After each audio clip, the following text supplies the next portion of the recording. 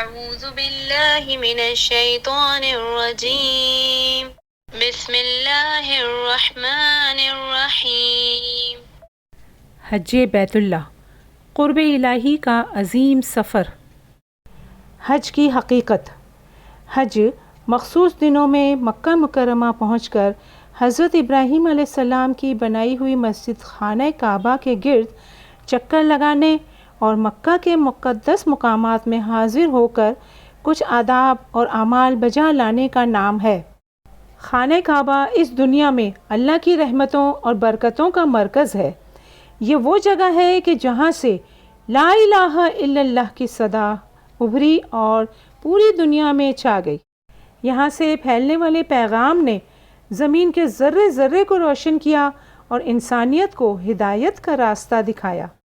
یہ وہ مرکز ہے جس میں ملت کے وہ تمام افراد جڑے ہوئے ہیں جو مختلف ملکوں میں بستے ہیں، مختلف زبانیں بولتے ہیں، مختلف لباس پہنتے ہیں، مختلف رنگ و نسل سے تعلق رکھتے ہیں اور مختلف طریقوں سے زندگی بسر کرتے ہیں، مگر وہ سب کے سب تمام اختلافات کے باوجود ایک ہی خانہ کعبہ کے گرد چکر لگاتے ہیں اور ایک ہی قبلے کی طرف منہ کر کے نماز پڑھتے ہیں، اور ہر سال ذی الحجہ کے مہینے میں حج بیت اللہ کے لیے دنیا کے کونے کونے سے اللہ کی پکار پر لبیک کہتے ہوئے جمع ہو جاتے ہیں۔ لبیک اللہم لبیک لبیک لا شریک لک لبیک ان الحمد والنعمت لک والملک لا شریک لک۔ اے اللہ میں حاضر ہوں، اے میرے اللہ میں حاضر ہوں، تیرا کوئی شریک نہیں، میں حاضر ہوں۔ اس میں کوئی شک نہیں کہ تمام تعریفیں تیرے ہی لیے ہیں، نعمتیں تیری ہی دین ہیں اور بادشاہی اور اقتدار صرف تیرا ہی ہے، اور ان سب میں تیرا کوئی شریک نہیں۔ یہ صرف حج کے دنوں کا نہیں بلکہ اللہ کے بندوں کا پوری زندگی کا وظیفہ ہے۔ یہ اپنے مالک کے حضور اس کا سچا غلام بننے کا عہد ہے، جس کی مثال و نمونہ حضرت ابراہیم علیہ السلام، حضرت اسماعیل علیہ السلام اور حضور اکرم صلی اللہ علیہ وسلم نے انسانیت کے سامنے رکھا۔ حج کا اصل سبق اور پیغام اپنے رب کے سامنے یہی اطاعت ہے۔ حج کے طریقے پر غور کرنے سے معلوم ہوتا ہے کہ گھر بار اور کاروبار کو چھوڑنے، سفر کی مشکلیں اٹھانے اور اپنے روزمرہ کا لباس اتار کر احرام کے فقیرانہ لباس سے لے کر طواف، سعی، وقوف عرفہ، مزدلفہ، منی کا قیام، قربانی، رمی جمرہ اور سر کے بال اتارنے تک ہر چیز سے اللہ کی غلامی نظر آتی ہے۔ ان میں سے ہر عمل کی سنت ابراہیمی کی کسی نہ کسی پہلو سے نسبت ہے۔ ایمان، تقوی، اطاعت اور قربانی کے جذبے کا اظہار ہر عمل میں نظر آتا ہے۔ دراصل حج کی حقیقت اللہ کے گھر میں حاضری دینا ہے۔ حضرت ابراہیم علیہ السلام کی طرح اللہ کی دعوت پر لبیک کہنا اور ان کی بے مثال قربانی کی روح کو زندہ کرنا ہے، یعنی اللہ تعالیٰ کے حکم کے سامنے فرما برداری کے ساتھ اپنی گردن جھکا دینا ہے اور اسی طرح سے سارے احکام کو بجا لانا ہے جس طرح وہ ہزاروں برس پہلے بجا لائے اور اللہ تعالیٰ کی برکتوں اور نعمتوں سے مالا مال ہوئے۔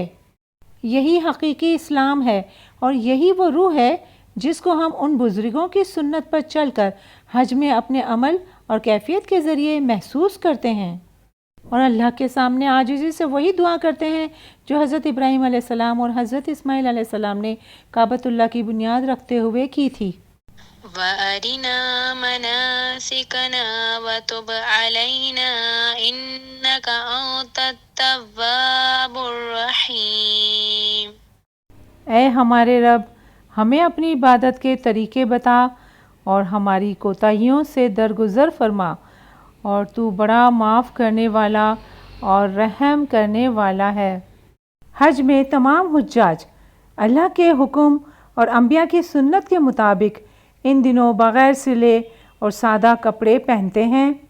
وہ ان دنوں نہ ہی سر کے بال کٹواتے ہیں، نہ ناخن تراشتے ہیں، نہ خوشبو لگاتے ہیں، نہ رنگین کپڑے پہنتے ہیں اور نہ ہی سر چھپاتے ہیں، اور دنیا کے آرام و آسائش سے پرہیز کرتے ہیں۔ حج کے لیے ضروری ہے کہ احرام باندھنے سے لے کر حج کی تکمیل تک ہر حاجی نیکی اور سلامتی کی تصویر ہو۔ وہ جھگڑا، لڑائی اور دنگا فساد نہ کرے، کسی کو تکلیف نہ دے اور شکار بھی نہ کرے، یہاں تک کہ چونٹیوں کو بھی نہ مارے، کیونکہ وہ اس وقت حالت امن میں ہوتا ہے۔ اللہ کا ارشاد ہے، فلا رفث ولا فسوق ولا جدال في الحج۔ حج کے دنوں میں نہ عورتوں سے اختلاط کرے اور نہ کوئی گناہ کرے اور نہ ہی کسی سے جھگڑا کرے۔ حج نیکی، خیر اور ایک عظیم عبادت کا سفر ہے۔ جس طرح دنیا کے سفر کی ضروریات کے لحاظ سے مناسب سامان لے کر چلتے ہیں، اسی طرح اس سفر کے لیے بھی مناسب سامان کی ضرورت ہے، اور ایک مومن کے لیے اس کا انتخاب خود قرآن کریم نے کیا ہے۔ وَتَزَوَّدُوا فَإِنَّ خَيْرَ الزَّادِ التَّقْوَىٰ وَاتَّقُونِ يَا أُولِي الْأَلْبَابِ۔ اور سب سے بہتر زاد راہ تقویٰ ہے، بس اے ہوش مندو میری نافرمانی سے پرہیز کرو۔ تقویٰ کے معنی یہ ہے کہ دل میں اللہ سے ناراضگی کا خوف ہو، اور جس کا اللہ نے کرنے کا حکم دیا ہے وہ کیا جائے، اور جس سے منع کیا ہو اس سے رک جایا جائے۔ یہ خوف ہی انسان کو کھلے اور چھپے گناہوں سے محفوظ رکھتا ہے، اور حج کے سفر میں اسی احساس کی ضرورت ہے۔ گھر سے باہر قدم رکھنے سے لے کر واپس آنے تک حاجی کے لیے ہر عمل میں تقویٰ کی یہ کیفیت برقرار رہنی چاہیے۔ اس سفر میں حجاج کو جو تکلیفیں اٹھانی پڑتی ہیں، یعنی مکہ سے منا جانا، وہاں سے عرفات، پھر منا واپسی پر مزدلفہ میں رات گزارنا، اور پھر منا پہنچ کر جمرات کے مقام پر کنکریاں مارنا، قربانی، حلق اور طواف زیارہ کرنا، ان سب میں جن مشقت اور بے آرامی سے ان کا واسطہ پڑتا ہے، اللہ کی راہ میں یہی سب کچھ برداشت کرنا اصل عبادت ہے۔ حج کا مقصد ہر بندہ مومن میں یہ کیفیت پیدا کرنا ہے کہ وہ اللہ کی خوشی کے لیے ہر آرام کو چھوڑ کر اس کی راہ میں ہر مشکل برداشت کرنے کے لیے تیار ہو جائے۔ یہی اللہ پر ایمان لانے کا تقاضا ہے، اور اللہ تعالیٰ کا ارشاد ہے، إِنَّ اللَّهَ مَعَ الصَّابِرِينَ۔ بے شک اللہ صبر کرنے والوں کے ساتھ ہے۔ اس عبادت کے دوران جو شخص ان ساری تکلیفوں کو پورے اطمینان اور دل کی مکمل خوشی کے ساتھ قبول کر لیتا ہے، اور اپنے ساتھ کے حاجیوں کے ساتھ جھگڑا نہیں کرتا، بلکہ سخت مشکل میں بھی صبر سے کام لیتا ہے اور خود تکلیف اٹھا کر دوسروں کو آرام پہنچاتا ہے، وہ حج کا ثواب حاصل کر لیتا ہے۔ اور انہی لوگوں کے لیے حضور اکرم صلی اللہ علیہ وسلم نے خوشخبری سنائی ہے، جس نے اللہ کے لیے حج کیا اور اس نے نہ فحش بات کی اور نہ گناہ کا مرتکب ہوا، تو وہ اس دن کی طرح ہوگا، گناہوں سے پاک صاف، جس دن اس کی ماں نے جنا تھا۔ ایک اور حدیث میں رسول اللہ صلی اللہ علیہ وسلم نے فرمایا، حج مبرور کا بدلہ جنت کے سوا کچھ نہیں۔